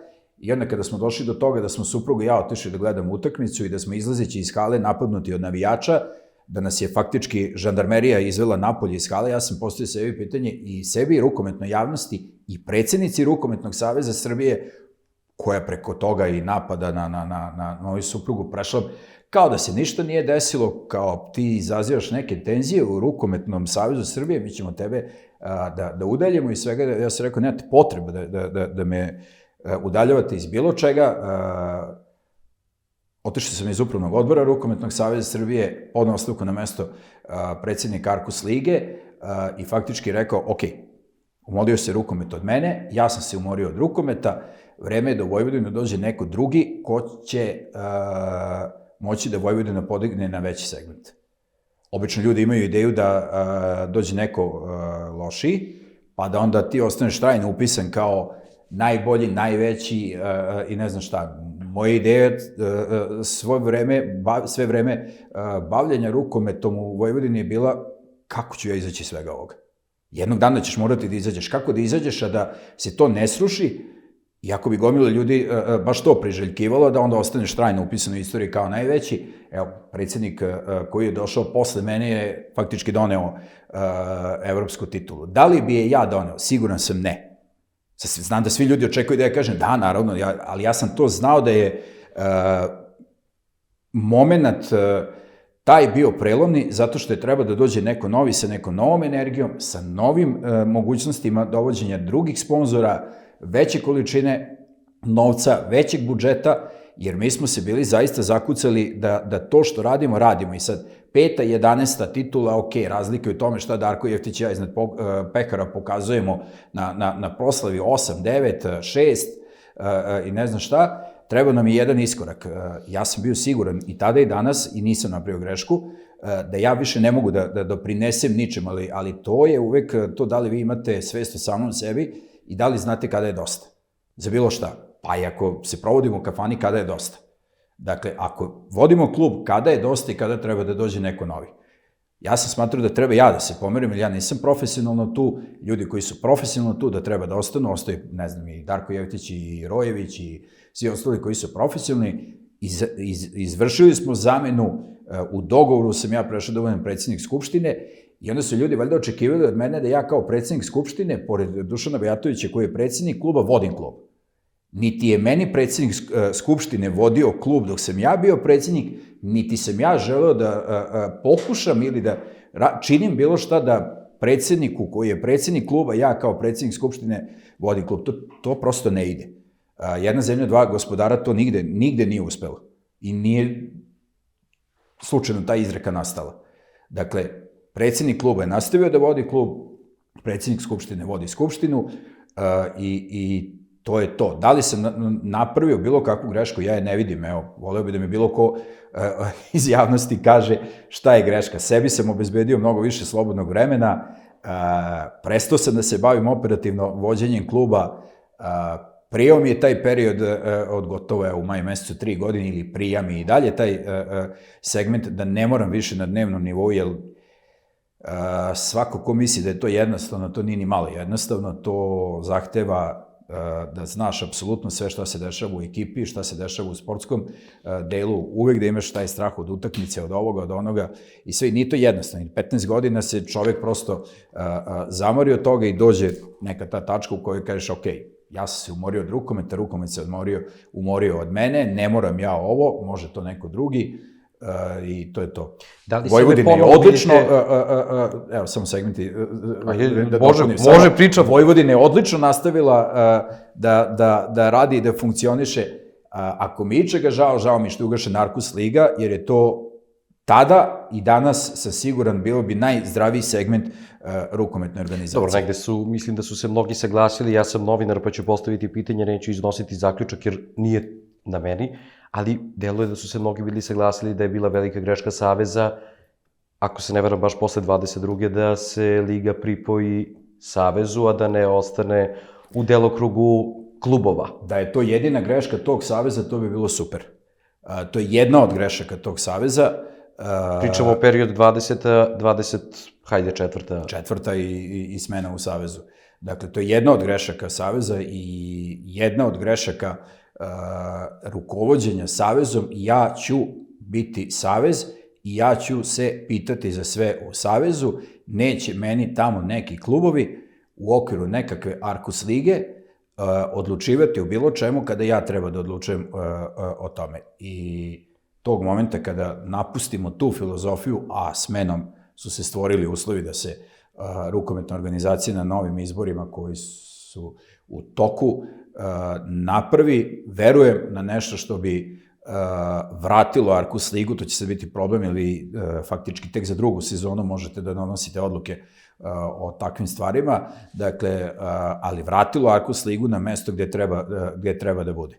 Osnovali su je klubovi, odlično je funkcionisala, imala svoje sponzore, napravila iskorak kad je napravljena prenosi koji su mogli da se prate na internetu i po prvi put smo videli neke slike iz nekih hala gde nikad televizijske kamere nisu ušle, ok, ljudi iz klubova idu, ali ne znam, niko nije video neku halu kako izgleda dok nisu u Leskovcu, tako dalje, Planinka ili gde god, dok nije, pa je u trećoj godini postoje na Arkus lige, Savez rekao preuzmite i žensku ligu, pa je Arkus liga preuzela faktički i žensku ligu da vodi. I to je bio jedan segment profesionalaca, apsolutno profesionalaca. Klubova koji su birali uvek taj najosjetljiviji segment suđenja, direktora lige i pomoćnika njegovog. Ono što me jako zanima, a deluje kao bitno pitanje, razlika između toga, Arkus liga funkcioniše kao posebno telo pod patronažom klubova, govorili ste i govoriš zapravo, hajde, rekli smo na ti, da su klubovi ti koji mogu i da se dogovore da li će na 6 dana, na 6 nedelja, na 6 meseci neko podnositi kao direktor lige neko obrazloženje kako je bilo, ali sudije i sudijska organizacija i dalje stoje pod patronažom i inauguracijom Saveza. Kako tu funkcioniše saradnja? Sve je Rukometni savez Srbije, Nacionalni granski savez i sve što se dešava unutar rukometa faktički mora da ima vezu ili odobrenje Rukometnog saveza Srbije. Dakle, Rukometni savez Srbije je svoje ovlašćenje za upravljanje ligom preneo na Arkus ligu i faktički Arkus liga je krenula da se bavi segmentom vođenja takmičenja koje jeste u nadležnosti saveza, ali je preneto i rečeno, ok, vi ćete se baviti time, vi ćete izabrati pomoćnika za sudijska pitanja, ok, sudijska organizacija i dalje vertikalno vezana za Rukometni savez Srbije, ali je faktički komesar za suđenje, operativno čovek iz sudijske organizacije koji vodi faktički računa o suđenju, o delegiranju i o svemu i podnosi izveštaj klubovima. Ne više savezu, klubovima.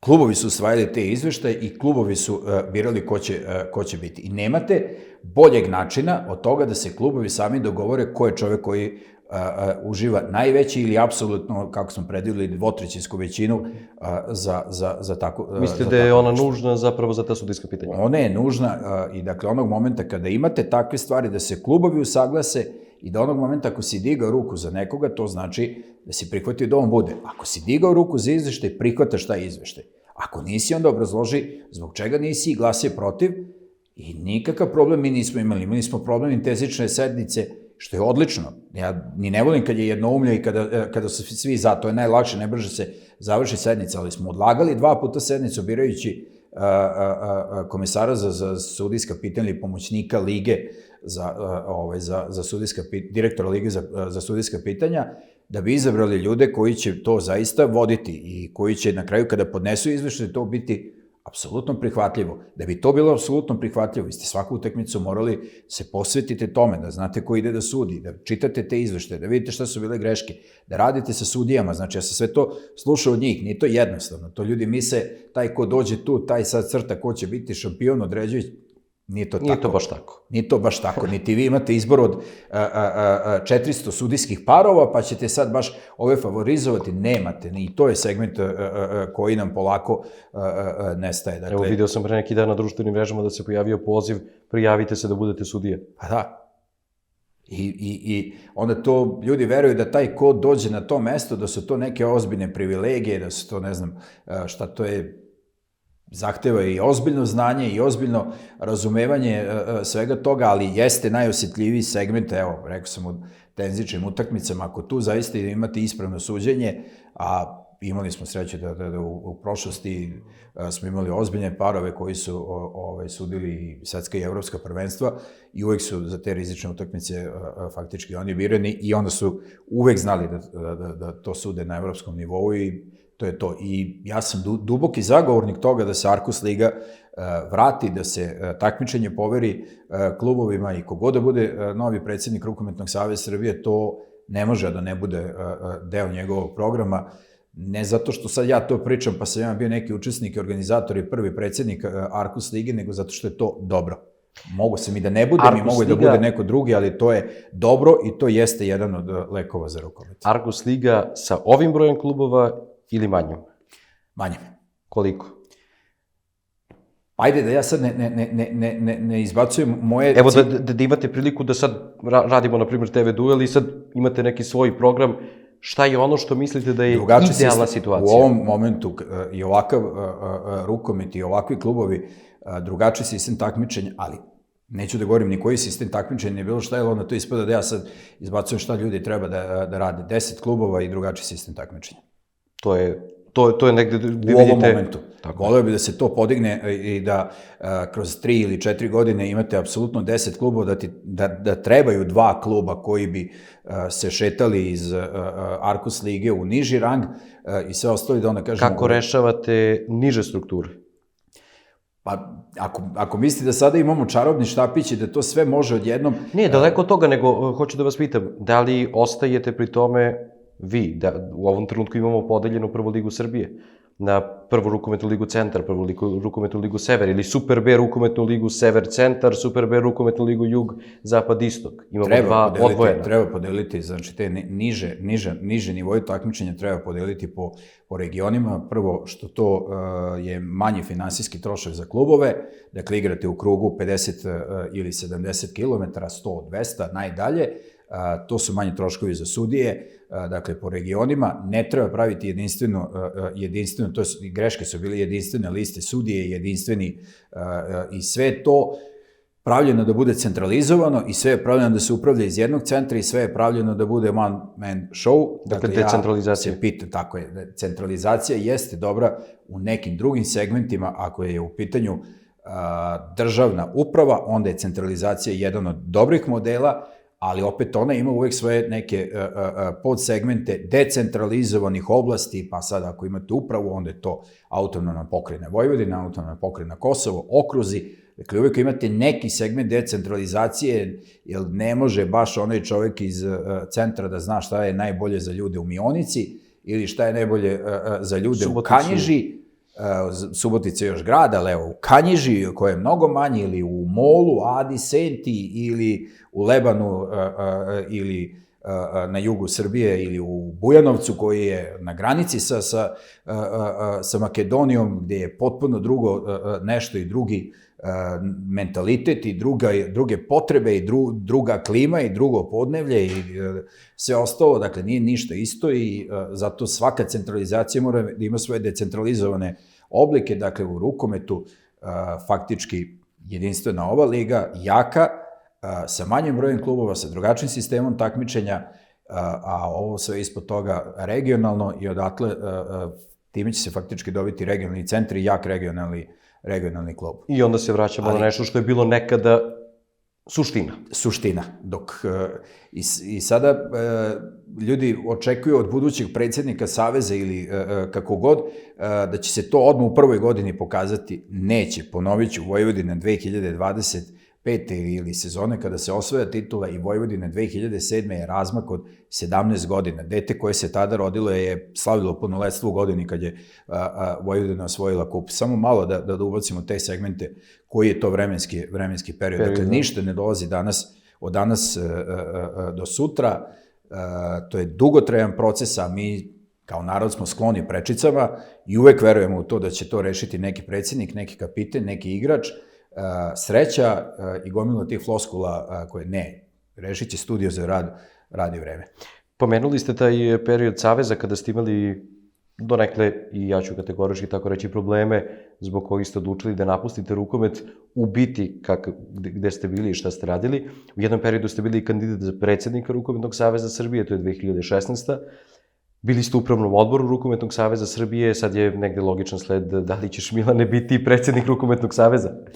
Ja ne ističem nikakve kandidate, pitam te ovako, da li je tvoja neka želja? Ne ističem ni ja i u jednom momentu se pre par meseci pojavila ta ideja, valjda neko na tim razgovorima i rekao da bi Milan Đukić mogao da bude kandidat. Dakle, nije pitanje toga da li ja hoću da budem, prosto ne postaje se predsjednik Saveza tako što ja hoću to da budem. U ovom momentu to zaista mora da bude čovjek koji će objediniti rukometnu organizaciju, koji ima pre svega ozbiljne i direktne i velike veze sa Ministarstvom sporta ili prosto da kažem vlašću.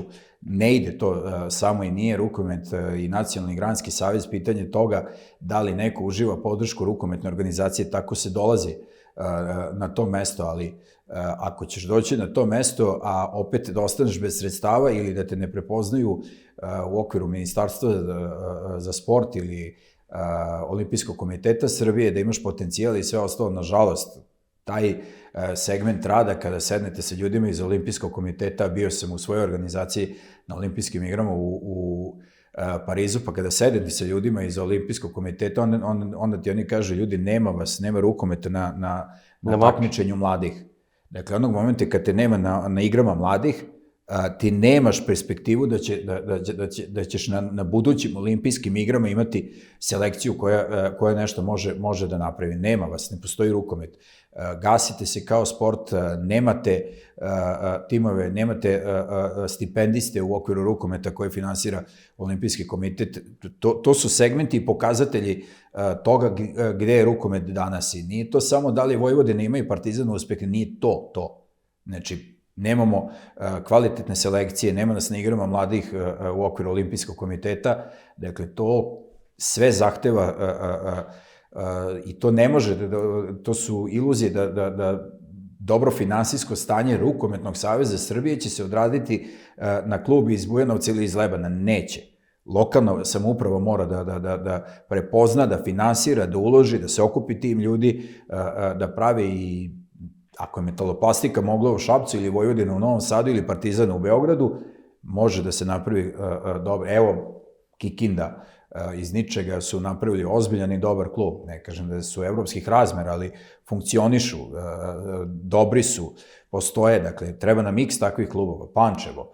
Dakle, godinama, nažalost, nikad nisu uspeli da to glorifikuju nekim trofejom, ali ne možete reći da Saša Pavlov, koji je napravio faktički jedan ozbiljan klub tamo i već sva ta imena mi znamo,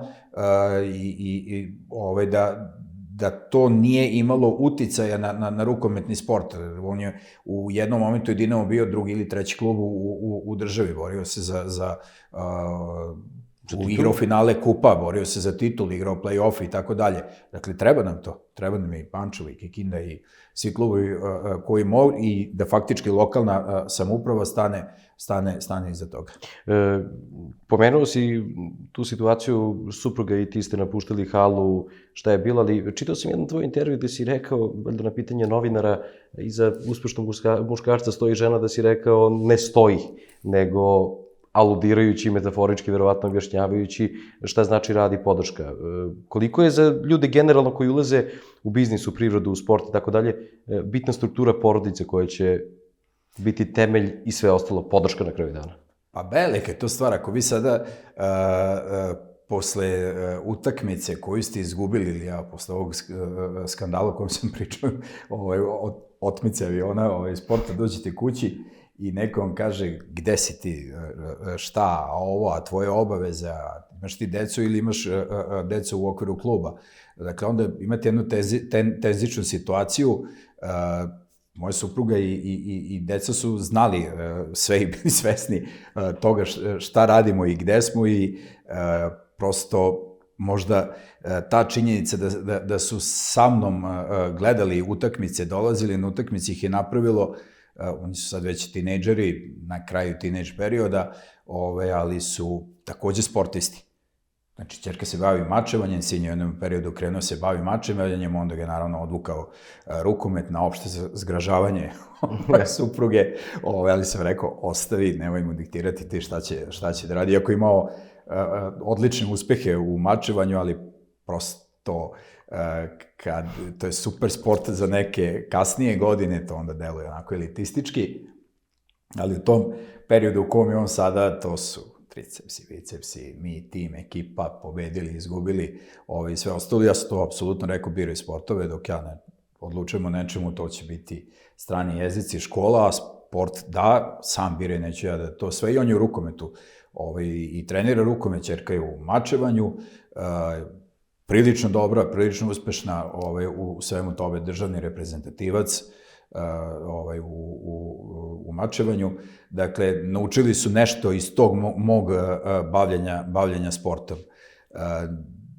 Nikad im nisam rekao i ne govorim im morate da budete državni prvaci.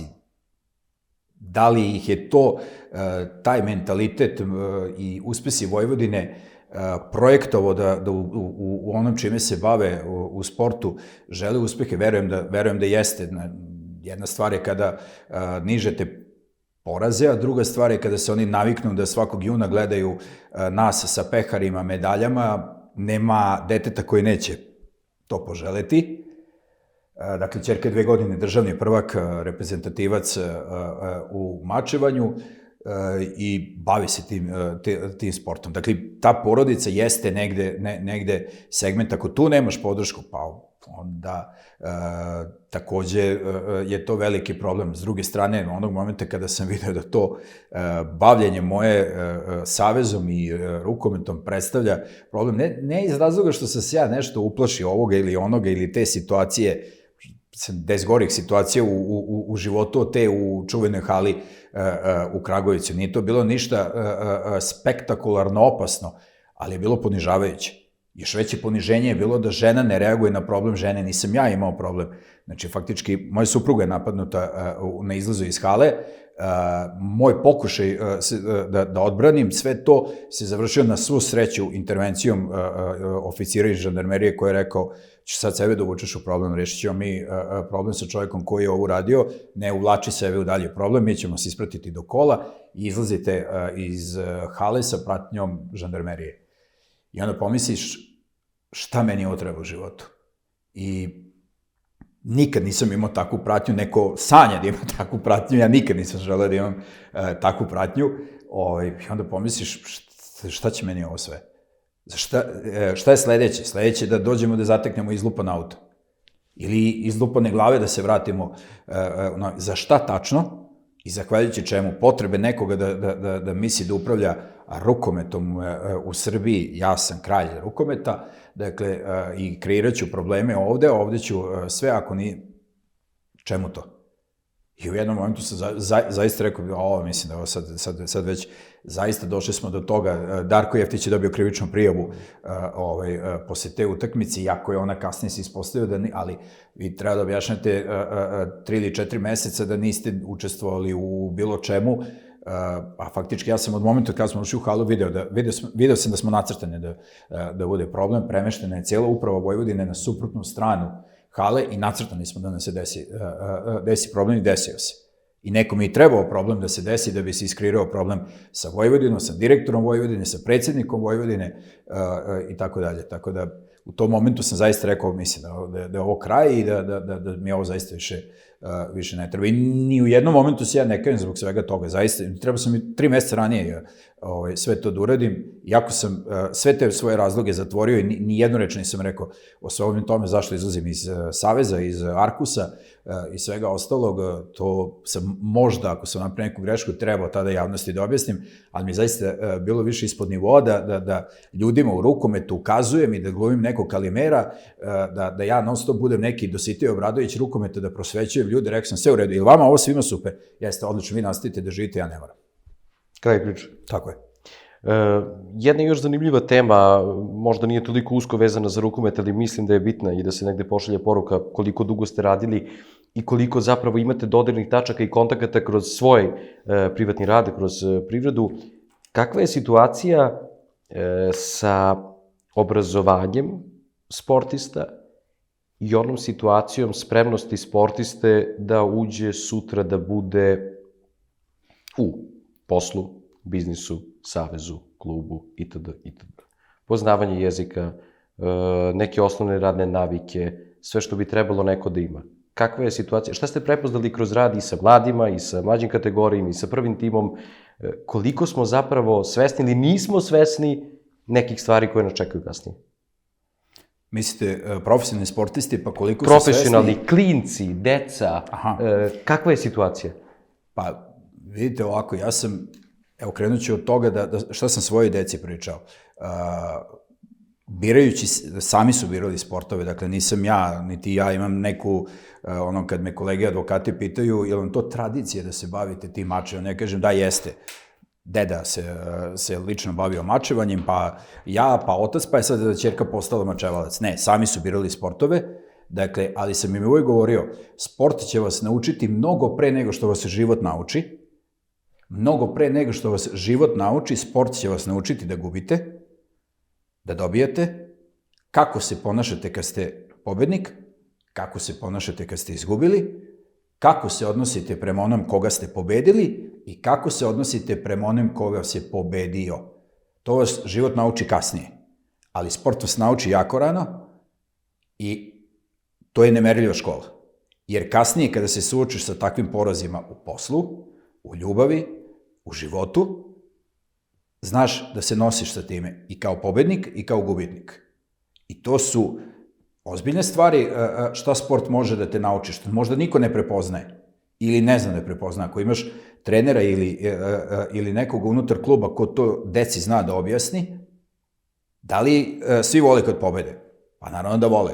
Slikamo se iznad pekara, pokazujemo koja je titula po redu.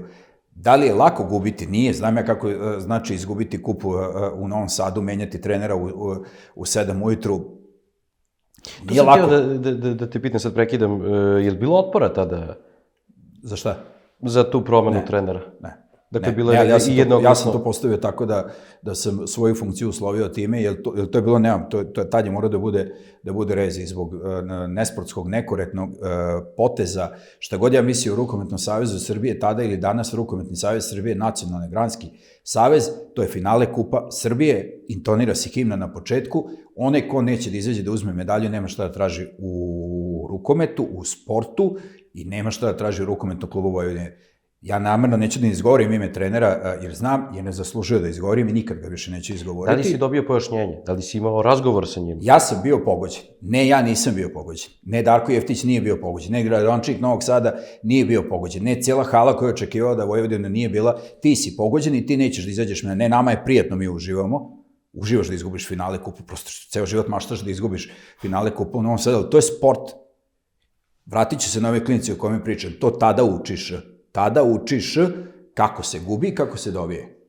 I kako se ponašaš kada si pobednik, kako se ponašaš kad si gubitnik. Ako si ti besan pa nećeš da izađeš na dodelu, ti ne zaslužiš da budeš to što jesi. Možda se zoveš kako god hoćeš. I možda imaš kakav god hoćeš CV u trenerskoj, nećeš biti trener Vojvodine ili ja neću biti predsjednik, neko od nas dvojice tu ne podira više sa ovim drugim i to je to. Izvršili smo priču, na svu sreću došao je Rojević i to dalje. Da se vratim na ove klinice. Dakle, to tada naučiš, evo. ima ko nije naučio pred penziju, dakle, to je nemerljiva škola da naučiš to kroz sport. Profesionalni sport te dovodi u razne gradove.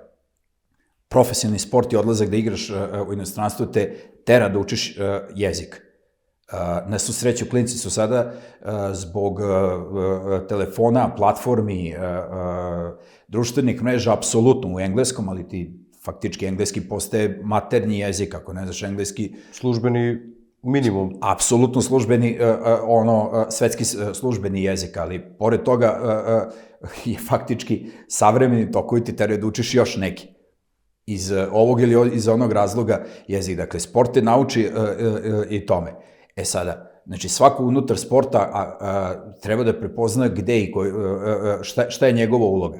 Da sam ja razmišljao na način da treba da postane profesionalni fudbaler, verovatno bi maltretirao i sebe, i trenera, i klub, i ne znam šta. Ja sam u jednom momentu prepoznao da to će ostati rekreativno, a da ću se ipak baviti fakultetom i kasnije postdiplomskim studijama i privredom, i dokle god sam želeo i dan danas se bavim rekreativno sportom, ali baviš se rekreativno sportom, ne maltretiraš nekog da budeš profesionalni sportista, niti trebaju svi da budu profesionalni sportisti. Evo sad, ne znam, ćerka se bavi mačevanjem, ko je profesionalno bavljanjem mačevanjem? Znači, može ti bude rekreativno, da imaš uspehe, da pišeš u CV sve ovo što sam rekao kao uspehe, ali nema profesionalizma, dakle, moraš da studiraš, da se baviš u budućnosti nekim drugim poslom, ali je odlično da naučiš to.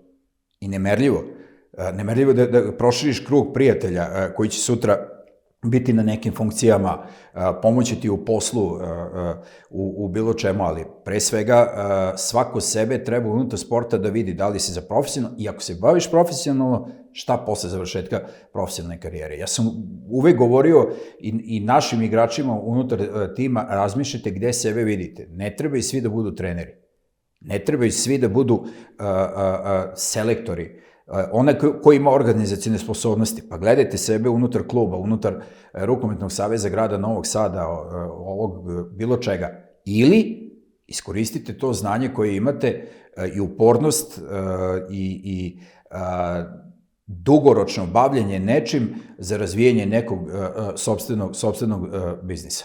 I to je prosto uvek tako. Neko završi fakultet paralelno ili posle završetka profesionalne karijere, počne da radi, neko se bavi privatnim biznisom, najgore je ne baviti se ničim i ne raditi ništa. Ili ne razmišljati u toku karijere o ovome o čemu sam rekao da sve ima svoj početak i kraj, pa i karijera funkcionera ili karijera igrača, i da u tom momenta treba da znaš čime se baviš i šta si ti zapravo po struci.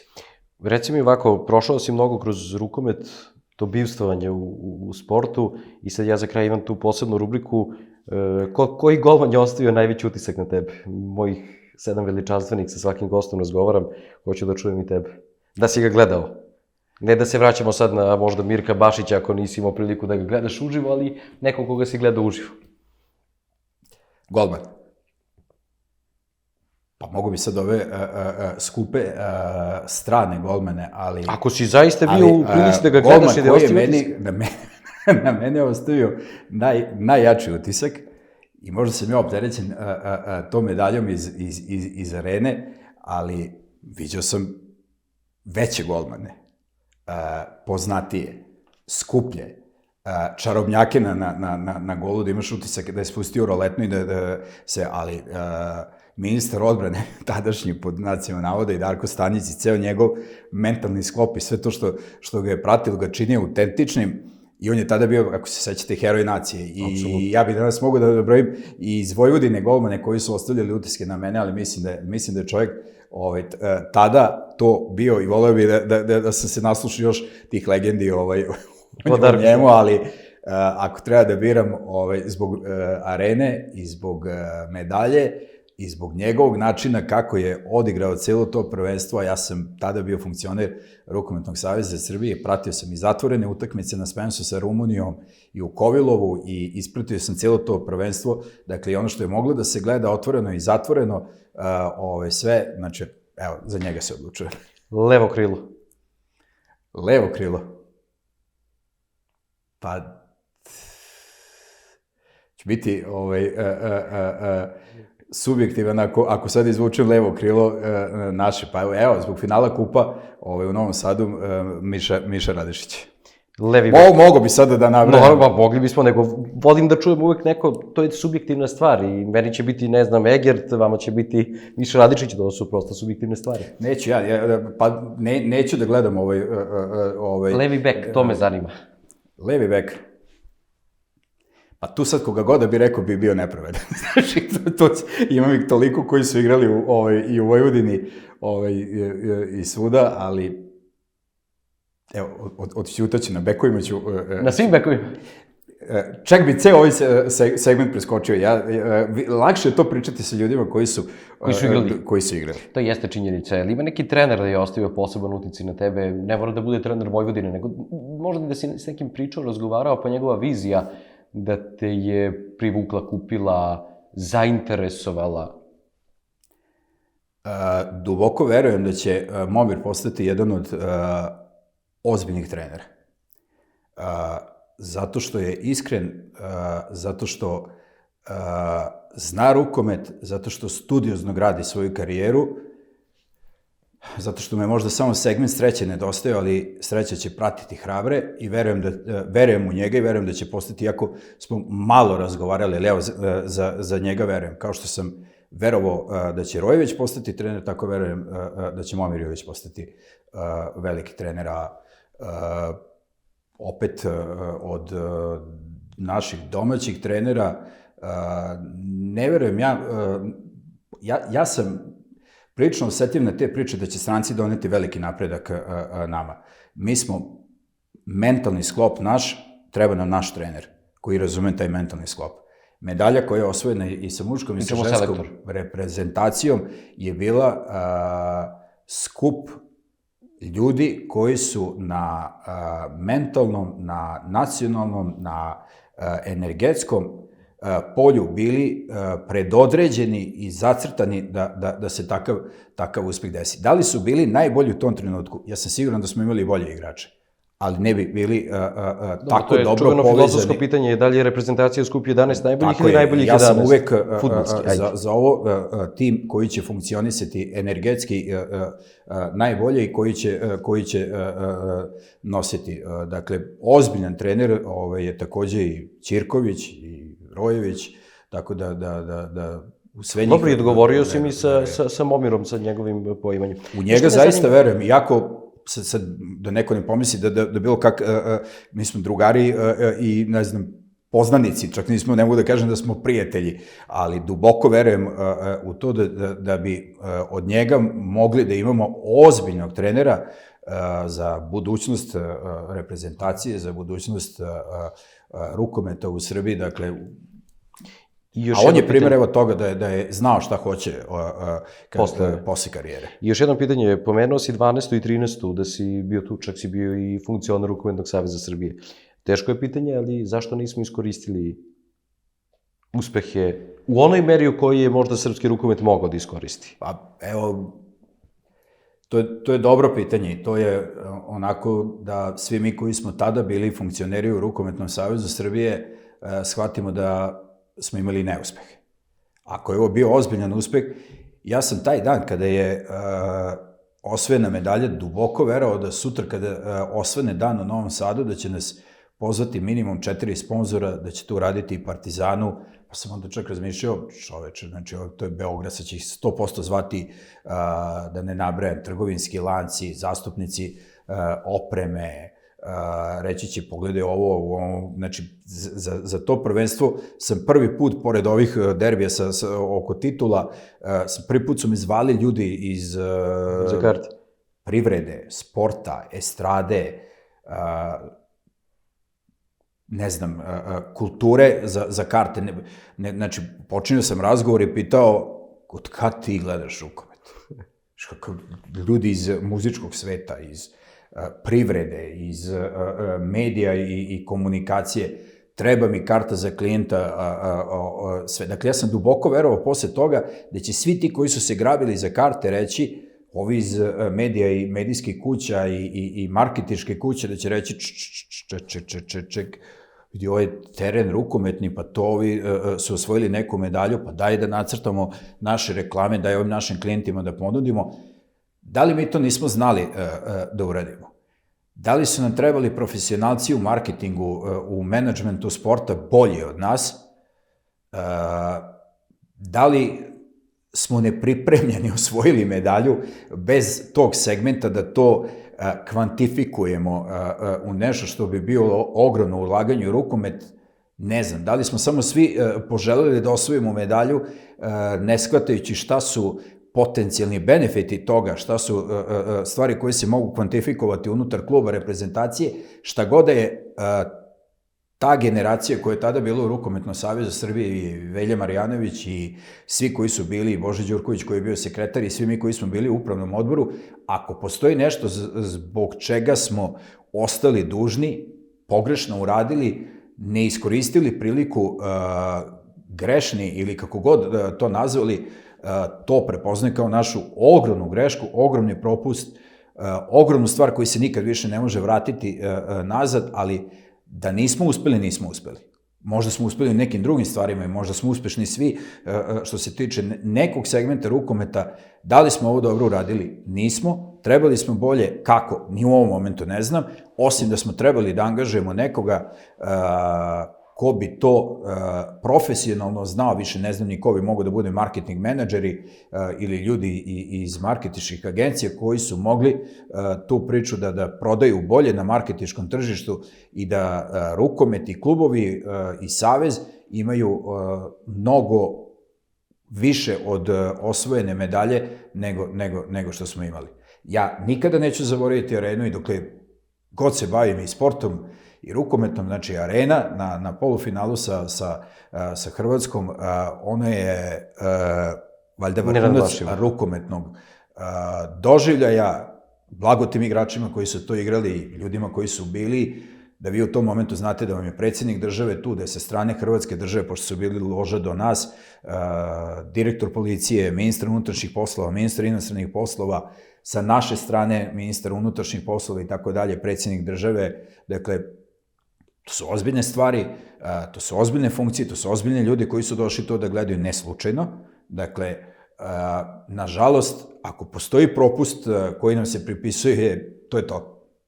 To nismo znali da uradimo. Ni danas ne znam kome smo trebali to da poverimo. Evo da je sinoć bilo finale i da danas treba da kažem, ok, kome poveriti, to ni danas ne bih znao, jer to je toliko multidisciplinarna stvar, ali očigledno niti smo mi kao savez, niti mi kao ljudi, niti ljudi unutar klubova smo bili nepripremljeni i možda ne edukovani u tom segmentu kako to na najbolji mogući način iskoristiti. Prosto imate rečenicu da ništa tako dobro ne uspeva kao uspeh koji je apsolutno tačan i to je aksiom ili floskula koja je tačna, ali evo, naš uspeh nije uspeo da bude toliko uspešan. Dobro, na kraju dana zbog toga i postoji skupština i rasprava unutar same skupštine, verovatno da bi se došlo do neke zacrtane ideje i cilje. Tako je. Hvala puno na izdvojenom vremenu, želim ti puno sreće, uspeha i neki su rekli da žele da ostvariš ono što nisi još u rukometu, pa vidjet ćemo kako će to sve ići i onda ćemo razgovarati opet, nadam se ovde. Pa dobro, malo toga imam još što nisam ostvario u rukometu u domaćim okvirima, ali evo,